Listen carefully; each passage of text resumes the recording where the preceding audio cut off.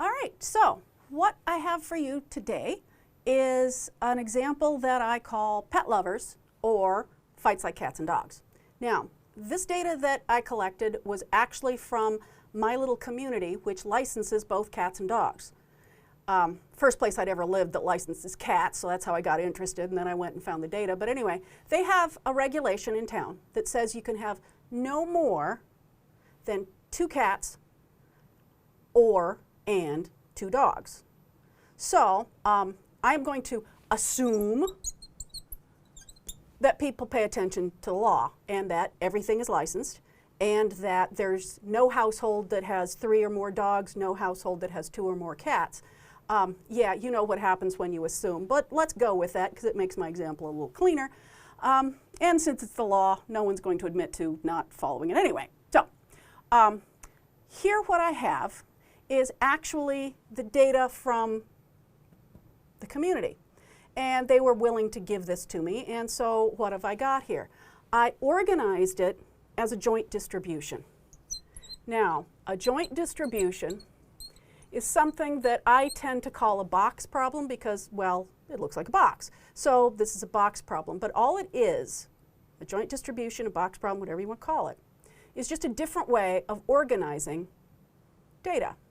And I am organizing probabilities. Since this is the entire community, these percentages are actually the probabilities, meaning that 20% of the households have exactly no cats and exactly no dogs, meaning that each of these cells is an intersection of events. So the probability that X, which is cats, equals 1, intersected with Y equals 1, or 1 dog, is found at the intersection of X equaling 1, Y equaling 1. So there are 8% of the households that have 1 cat and 1 dog. I'm sure you've known people who have raised cats and dogs together and they get along fine. So, you know, pet lovers are pet lovers. If you like little warm fuzzy things, you like little warm fuzzy things. So you have cats, you have dogs, everybody's happy. On the other hand, maybe, if you have cats and dogs, they fight like cats and dogs.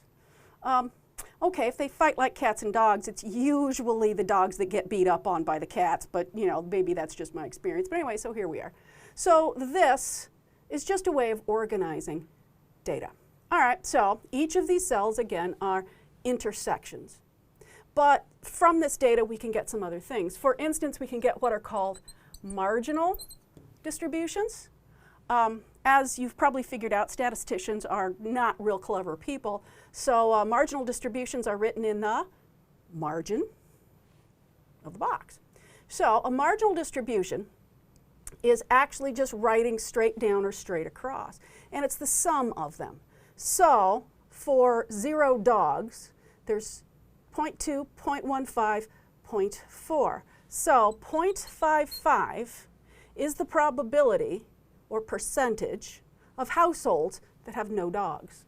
So the marginal, or the probability that Y equals 0, is written off of this marginal, and it's just adding up the intersection of events, because 20% of the households have no dogs and no cats. 15% have no dogs but 1 cat, and 20% of the households have no dogs but 2 cats. Okay, so you add up the pieces, and it's 0.2 plus 0.15 plus 0.2, or again the 0.55. From there, I can fill the rest of the margins. And those become 0.25, 0.2, 0.4, 0.28, and 0.32.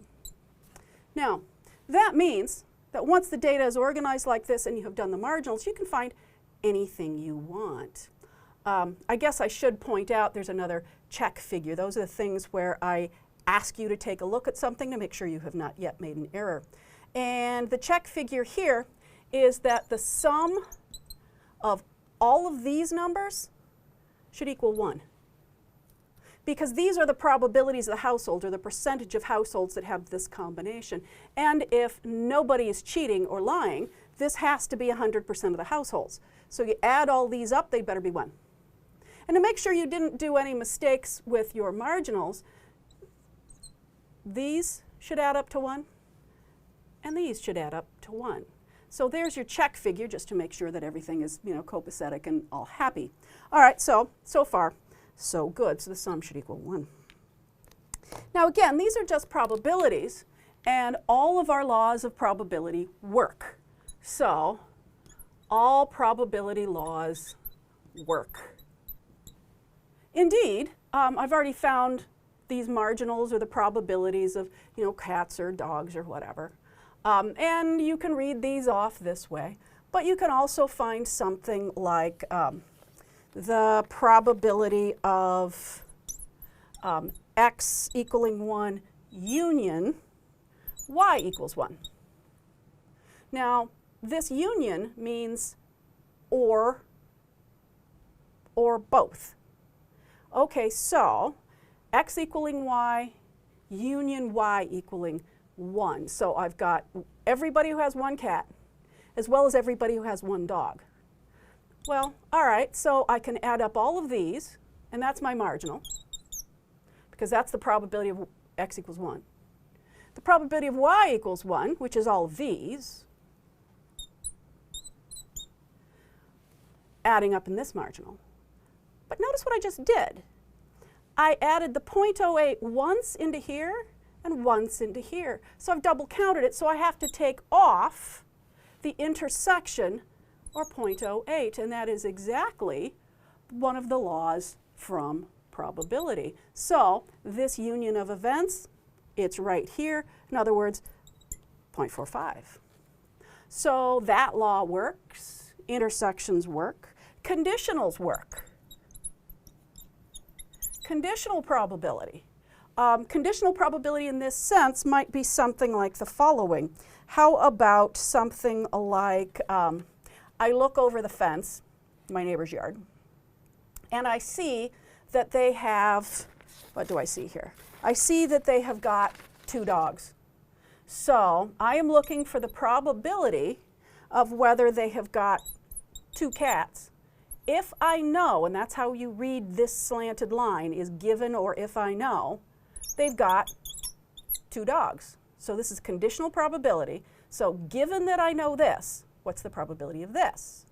Well, this is a conditional, and a conditional is actually pretty easy to do because you're saying, okay, this is equal to the probability of x intersect y over the probability of the y, or the conditioned event. In other words, I find the intersection of events, 2 and 2, to be 0.05, and then I divide by this marginal of y equals 2 to be 0.2, or I find, where is it? There it is, 0.25. So there is a 25% probability, if I look over the fence and see they've got 2 dogs, that they've got 2 cats somewhere in the yard. So that's a conditional probability, and all those rules work. One other rule that works is checking for independence, which I guess I'll put over here. Are these independent? Now, independence in a statistical sense means if you have previous information about one, does it tell you anything about the other? Well, I don't know.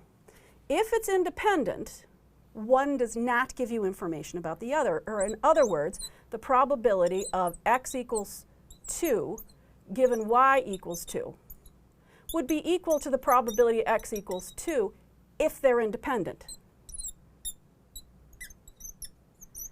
If they're independent.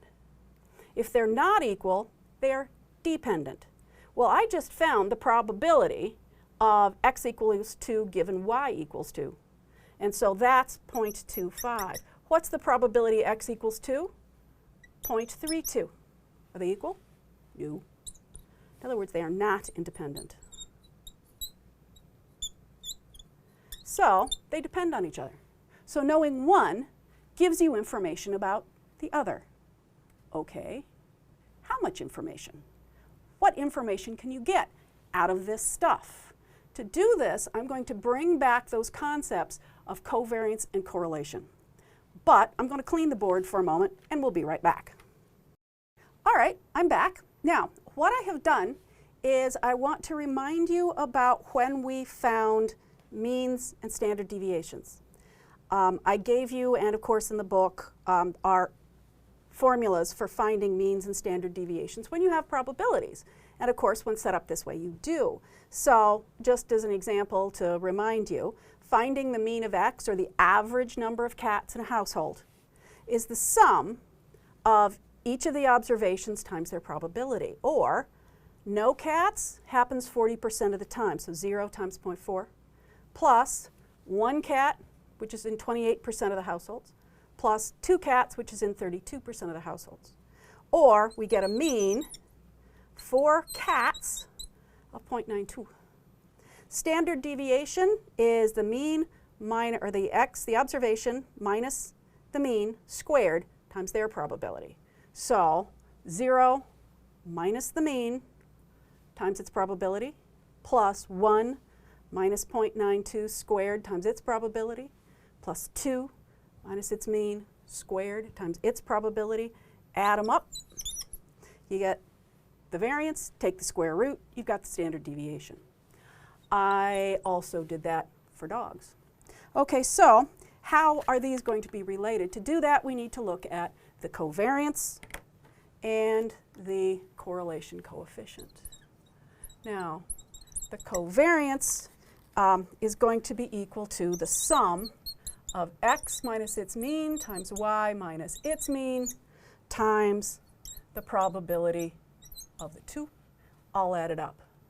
So you take x minus its mean plus y minus its mean times its probability. Yeah, you have to do that for every single observation in the whole thing. So you're going to have 1, 2, 3, 4, 5, 6, 7, 8, 9 terms that you have to add up here. And when you do, you will find a covariance of negative 0.078. That's a negative number. How did it get to be a negative number? Because like 0 minus its mean is a negative number.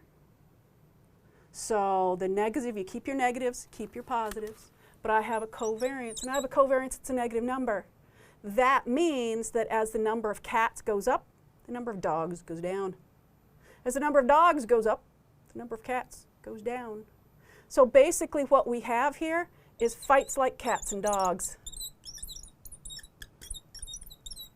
So even though we know people, I'm sure all of us do, who have both cats and dogs, most people probably identify as either cat people or dog people. And if they have dogs, they aren't likely to have so many cats. If they've got cats, they don't have so many dogs. So since they are natural sort of enemies, usually, it doesn't mean they always are, you don't tend to have both. You either have one or the other. So that is what that negative sign tells you. But how strong is that conclusion? In other words, I need a correlation coefficient. My correlation coefficient will tell me how strong this relationship is. And to find my correlation coefficient, I take my covariance and I divide by the two standard deviations multiplied together.